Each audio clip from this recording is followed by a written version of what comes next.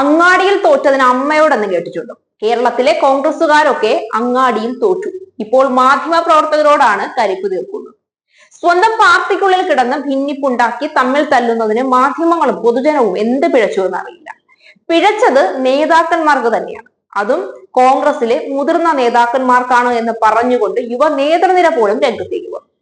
രാഹുൽ മാങ്കൂട്ടത്തിൽ കഴിഞ്ഞ ദിവസം മാധ്യമങ്ങൾക്ക് മുന്നിൽ വെളിപ്പെടുത്തിയത് കേരളത്തിലെ കോൺഗ്രസിലെ യുവ നേതാക്കന്മാർക്ക് മറുപടി പറയാൻ അറിയാഞ്ഞിട്ടല്ല എന്നും നേതാക്കന്മാർ പക്വതയോടെ പെരുമാറാനുമാണ്. നേതൃനിരയിലുള്ള മുതിർന്നവർക്കുള്ള ശക്തമായ താക്കീത് തന്നെയായിരുന്നു രാഹുലിന്റേത്. തമ്മിൽ തല്ല് അവസാനിപ്പിച്ച് ഹൈക്കമാൻഡ് പറയുന്ന തീരുമാനം അനുസരിക്കാൻ എല്ലാവരും ബാധ്യസ്ഥരാണ് എന്ന ബോധം ഉണ്ടാകണമെന്ന് രാഹുൽ കഴിഞ്ഞ ദിവസം തറപ്പിച്ചു പറഞ്ഞു. മുസ്ലിം ലീഗും കോൺഗ്രസിലെ ഈ അധ്യക്ഷനെ ചൊല്ലിയുള്ള തർക്കത്തിനെതിരെ രംഗത്ത് വന്നു.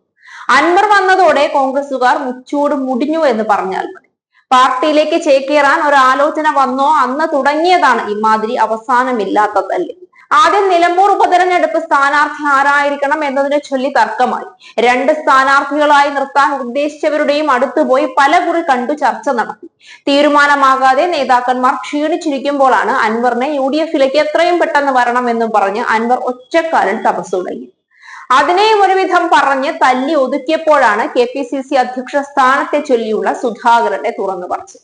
തനിക്ക് ആരോഗ്യ പ്രശ്നങ്ങളില്ല എന്നും താൻ ആ സ്ഥാനത്ത് തുടരുമെന്നും സുധാകരൻ വെളിപ്പെടുത്തുകയും സുധാകരനെ ആ സ്ഥാനത്തിരുത്താൻ പറ്റില്ല എന്ന് ഹൈക്കമാൻഡ് നിലപാടെടുക്കുകയും സുധാകരൻ പറയുന്നത് അനുസരിക്കണമെന്നും അനുസരിക്കേണ്ട എന്നും പറഞ്ഞ് കേരളത്തിലെ കോൺഗ്രസ് രണ്ട് വിഭാഗമായി തിരിഞ്ഞതുമൊക്കെ കൂടി ആകെ രംഗം കൊഴുത്തു.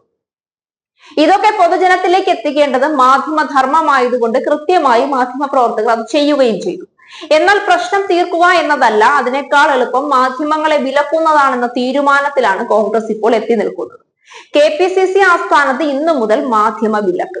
അനുമതിയില്ലാതെ മാധ്യമ പ്രവർത്തകർ KPCC വളപ്പിൽ കയറരുതെന്നാണ് നിർദ്ദേശം. വാർത്താ സമ്മേളനങ്ങൾക്ക് മാത്രമാണ് ഇനി മാധ്യമങ്ങൾക്ക് പ്രവേശനം അനുവദിക്കുക. ചരിത്രത്തിൽ ആദ്യമായാണ് KPCC ആസ്ഥാനത്തേക്ക് പ്രവേശിക്കാൻ മാധ്യമങ്ങൾക്ക് വിലക്ക് ഏർപ്പെടുത്തുന്നത്. KPCC അധ്യക്ഷൻ K സുധാകരന്റെ നേതൃമാറ്റവുമായി ബന്ധപ്പെട്ട വാർത്തകളാണ് പാർട്ടി നേതൃത്വത്തെ പ്രകോപിപ്പിച്ചത്. K സുധാകരന് പകരം പുതിയ അധ്യക്ഷനെ പ്രഖ്യാപിച്ചേക്കുമെന്നായിരുന്നു പുറത്തുവന്ന റിപ്പോർട്ടുകൾ. നേതൃമാറ്റത്തിൽ പാർട്ടി നേതൃത്വം ഉറച്ചു നിൽക്കുകയാണ് എന്നും ആന്റണി MPക്കാണ് സാധ്യതയെന്നും റിപ്പോർട്ടുകളും പുറത്തു വന്നിരുന്നു. എന്നാൽ തീരുമാനമെടുക്കേണ്ട സമയത്ത് എടുക്കാൻ പാർട്ടി നേതൃത്വത്തിന് അറിയാമെന്നായിരുന്നു ഇക്കാര്യത്തിൽ AICC general secretary KC Venugopal പ്രതികരിച്ചത്. ഇത് സംബന്ധിച്ച് തീരുമാനമുണ്ടായാൽ അറിയിക്കാമെന്നും KC പറഞ്ഞിരുന്നു.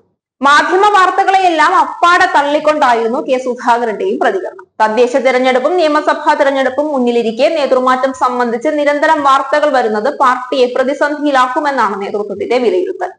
ഇക്കാര്യത്തിൽ മുതിർന്ന നേതാക്കളെ തള്ളി യുവ നേതാക്കളും രംഗത്തെത്തിയിരുന്നു. നേതൃമാറ്റവുമായി ബന്ധപ്പെട്ട് മുതിർന്ന നേതാക്കൾ അടിക്കടി പ്രതികരിക്കുന്നത് അവസാനിപ്പിക്കണമെന്നും വരാൻ പോകുന്നത് അംഗനവാടി തെരഞ്ഞെടുപ്പല്ല എന്നും യുവ നേതാക്കൾ കാണിക്കുന്ന പാകതയും പക്വതയും മുതിർന്ന നേതാക്കളും കാണിക്കണമെന്നുമായിരുന്നു MLA-യും യൂത്ത് കോൺഗ്രസ് അധ്യക്ഷനുമായ രാഹുൽ മാങ്കൂട്ടത്തിൽ മാധ്യമങ്ങളോട് പ്രതികരിച്ചത്. രാഹുലിനെ പിന്തുണച്ച് ഷാഫി പറമ്പിൽ MLA-യും രംഗത്തെത്തിയിരുന്നു.